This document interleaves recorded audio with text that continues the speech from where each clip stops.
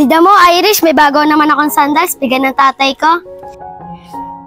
Wow, Jackie, nakakaingit ka naman. Lagi kang binibila ng tatay mo ng bagong gamit. Ganun talaga, Irish. Maswerte kasi ako. Yung tatay ko kasi nasa abroad. Lahat ng gusto ko, nabibili niya. Sana all, maswerte sa magulang. Tara na nga, Jackie. Sige.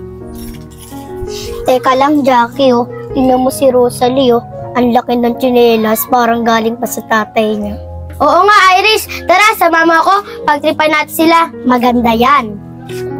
Teka nga lang, Rosalie, naning. Bakit, Jackie? Irish? Ang laki ng tsinelas mo, ah. Ano yan? Parang hindi na kayo bibili? Oo nga. Parang pinamanan sa'yo yung tatay mo yan. Ha! Grabe ka naman, Jackie. Oo, alam ko na mayaman kayo. Kasi tatay ko, namamasura lang. Lahat ng gusto mo, nabibili niya. Pero lahat ng gusto ko, hindi niya nabibili. Pero naiintindihan ko naman tatay ko. Tara na, naning. Hops, teka lang. May sinabi diba kung umalis kayo? Sabi niyo kasi na mahirap kayo. Ha! Hi, Jackie. Ba't yung pinagtatawanan si Rosalie at si naning? Tignan mo kasi yung tsinelas niya, ate. Ang laki. Nakakatawa. Oo nga, parang panghabang buhay niya na yan. Susuotin.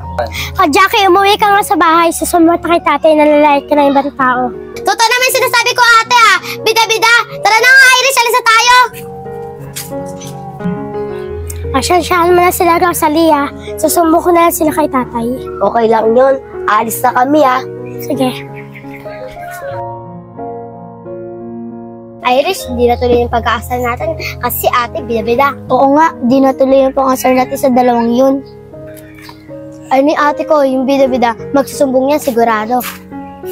Tita, pwede ko ba makausapin si tatay? O bakit naman ay gusto mong kausapin tatay mo? Tita, isusumbong ko lang po to si Jackie kasi po nakita ko po sila kanina pinagtatawanan yung dalawang bata kasi po hindi lang makabili ng bagong tsinelas. Nako, Yeye, baka hindi natin matawagan yung tatay mo. Kasi oras ng trabaho niya ngayon. Kakausapin ko na lang ang kapatid mo, si Jackie. Jackie, pwede ba kita makausap? Totoo ba yung sinasabi ng ate mo na nanlalait ka daw ng mga bata? Batang mahirap na hindi kayang ibigay ng mga magulang na gusto nila. Kaya ikaw, Jackie, napakaswerte mo. Kasi lahat ng gusto mo, nabibili ng mga magulang mo. Tapos, Jackie, nanlalait ka pa ng mga tao mahirap. Paano kung nagkabaliktad kayong sitwasyon? Ikaw yung mahirap. Tapos ikaw yung nilalait. Ano kaya mararamdaman mo? Siyempre po, tito, masaktan po ako. Lalo na po yung tatay ko pag nilalait. Alam mo naman pala ang pakiramdam ng isang mahirap na nilalait, lalo na magulang. Tito, ayun po yung pinagtatawanan at nilalait nila kanina. Yan ba yung nilait ni Jackie? Opo, tito. Bata, halika nga dito. Bakit po, kuya?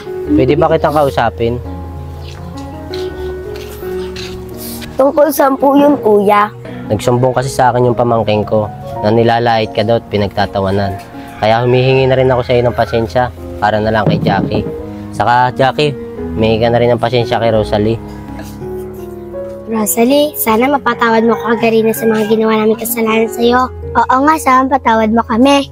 Okay lang sa akin yun, Jackie. Irie.